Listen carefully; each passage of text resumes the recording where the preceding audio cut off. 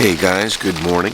It is first day post Spezi, and it is raining. I see my camera's kind of fogging up a little bit, but oh, it's back on. So this tent is from Nature Hike. It's a single wall tent. It doesn't have a rain fly because the tent is the rain fly. And so far, I'm sort of testing it out. It seems to be doing quite well. None of the water is getting through, but it is sort of condensating.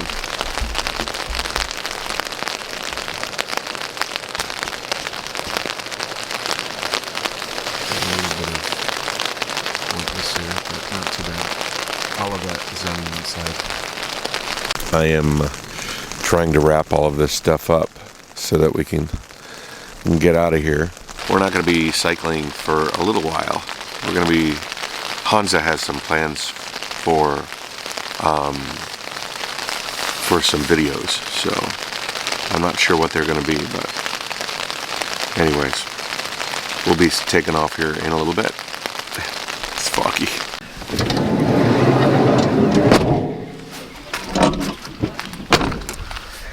Spezi's over, we're on the road, sort of. Do you normally have to pay a toll or anything here when you cross? There's no fee, or right? Like to pay to go across the bridge or anything? You know, you don't need to pay it in Germany or so, but in Czech Republic, France, Switzerland, whatever. Yeah.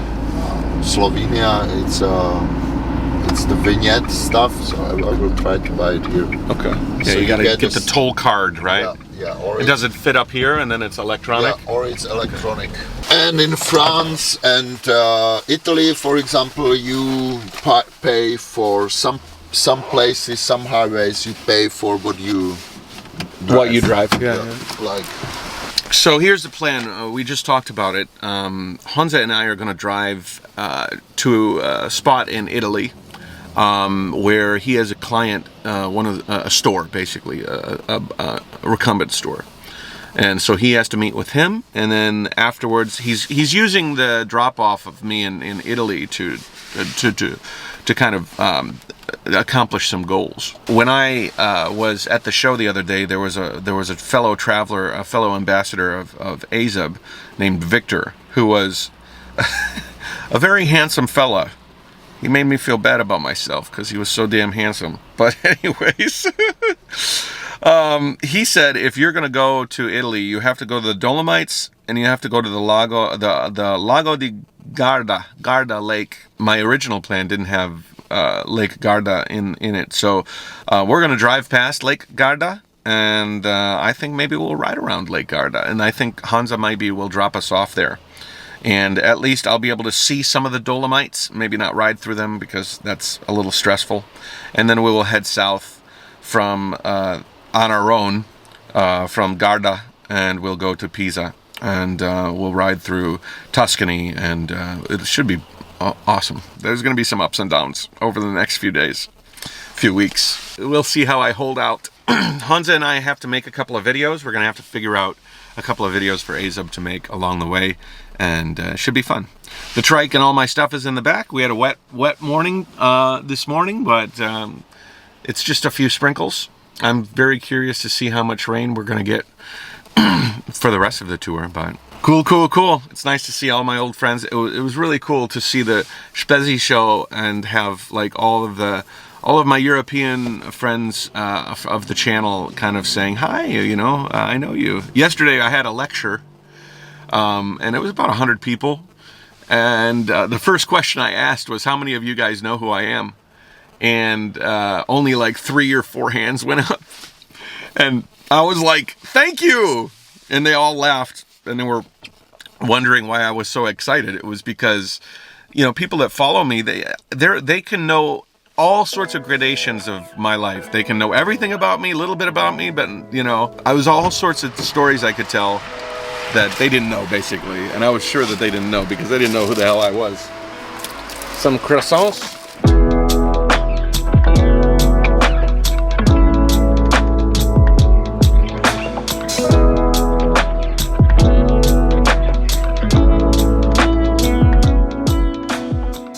So we have just arrived to a tunnel, and I think we have to wait for the other traffic to come through for us to go and get the green light to go in.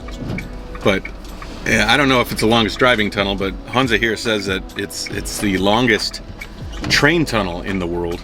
Interesting. This place is beautiful. The countryside is amazingly gorgeous. In the tunnel itself, there is only one single lane in either directions on a length of 16.7 kilometers. That's 10 miles. The maximum speed in the tunnel is 80 kilometers per hour, while on the highway it is 120 kilometers. The maximum capacity of the tunnel is 1,200 cars in one direction, and therefore not more than 28,800 cars per day can pass. You have some interesting branded cars too. I've never heard of a Twingo.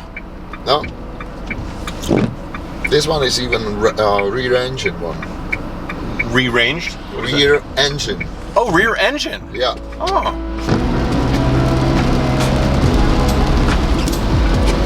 The river flowing over the highway. Never saw that before.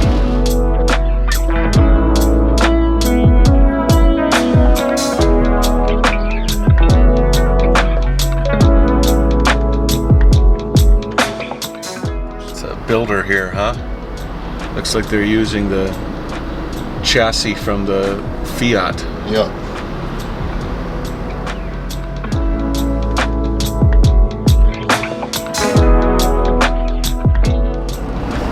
So are these the Dolomites?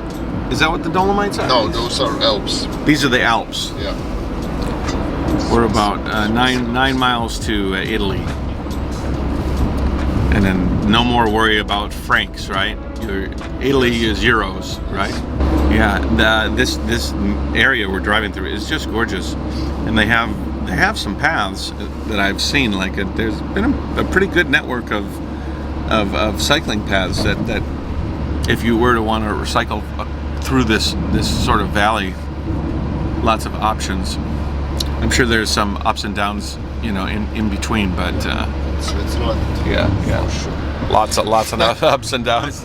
The reward is some really beautiful landscapes. Welcome to Italy. Add that one to the list. How many times have you been to Italy? More than you can count, sort of thing, or Like 10 times? Is that the first time for you? Yeah, never been to Italy before. We were looking for something to eat, and we're in Italy, so it's got to be pizza Or pasta. or pasta. Italian pizza is thin, right? Whereas American pizza is pretty deep dish. It's kind of like, might not be what most Americans think of as pizza.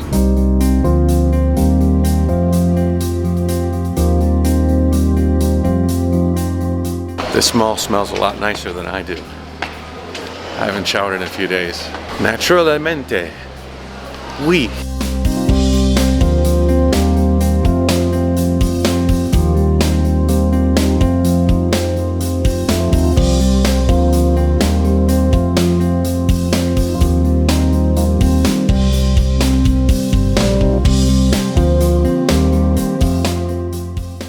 Driving through Italy so far has been a little bit boring. Reminds me of America. A lot of farmland. Yeah. A busy highway. They have the shoulder of the road here on the major highway. It keeps saying SOS, SOS. I mean, obviously, if you were in trouble or something, you pull off to the side. No, and it points you where the SOS telephone. That's what it's doing. Oh, okay, so okay. You know whether you go that direction. Yeah. All right. That makes more sense.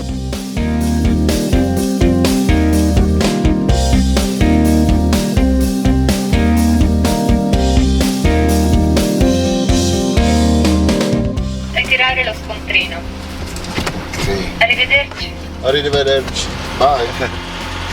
Arrivederci. All right. Now we've arrived. Hey, they got a swimming pool. Gonna go swimming? I brought goggles.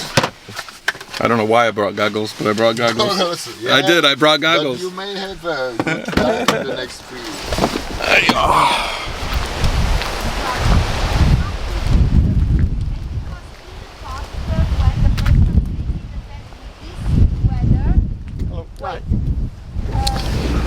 All right, as quickly as that opportunity came, it's gone. We approached, and there was a bunch of bikers there that were like arguing with the lady who owned the campsite, and she's like, "You cannot stay here. Your tent will fly away into the ocean. I do not want to be liable for that." That's my horrible Italian accent. Anyways, she said that unless you had a camper you were going to stay in, or you wanted to sleep in between 30 trikes in the back of this van, they're like, you cannot stay here. So she gave us directions to another place Where the wind will be lower. where the wind will be lower. Yeah. Or where it won't be her problem, you know. I don't want to take the liability of you flying away.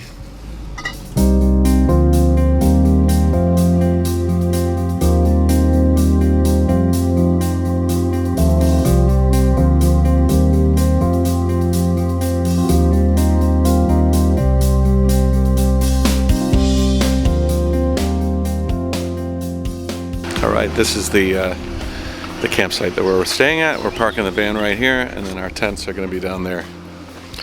That's pretty nice.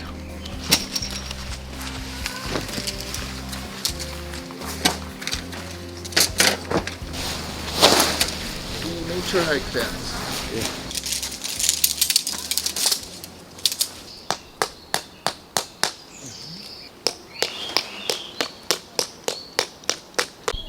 Okay, so that's the tent I brought HONZA a while back. Has the rainfly on it. And then this is my ultralight. This doesn't have a rainfly, but it's designed to shed water, also to ventilate, but also not let the water inside, or so it's told. We had a lot of rain last night, and I was pretty happy with how it handled. There was some condensation on the inside, but there's pretty much always condensation on the inside.